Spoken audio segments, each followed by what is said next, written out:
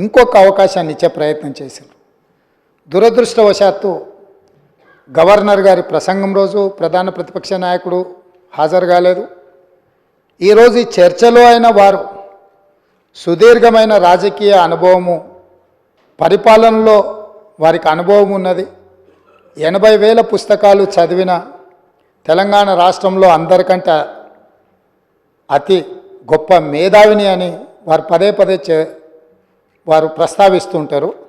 ఆ మేధావితనం ఈ 4 కోట్ల తెలంగాణ ప్రజల యొక్క అభ్యున్నతి కోసం వారు ఉపయోగించి ఈ సభలో మా ప్రభుత్వం తీసుకుంటున్న నిర్ణయాలను సహేతుకంగా విశ్లేషించి ప్రస్తావించి ఏమైనా సలహాలు సూచనలు ఇచ్చి ఈ ప్రభుత్వం తీసుకుంటున్న నిర్ణయాలలో ఏమైనా ప్రజలకు ఇబ్బంది కలిగే అంశాలు ఏమైనా ఉంటే వాటిని సవరించి వారు సూచన చేస్తే వారి సూచనలు తీసుకొని ప్రతిపక్షాన్ని, ప్రతిపక్ష నాయకుడిని గౌరవించి మా ప్రభుత్వము ప్రజాపాలన అందించాలన్న ఆలోచనతో సభలోకి వచ్చినాం అధ్యక్ష. కానీ ప్రధాన ప్రతిపక్ష నాయకుడు రాకపోవడం, ఆ కుర్చీ ఖాళీగా ఉండడం ఈ సభ యొక్క గౌరవానికి మంచిది కాదని చెప్పి తమరి ద్వారా ప్రతిపక్ష నాయకుడికి సూచన చేస్తున్నారు అధ్యక్ష.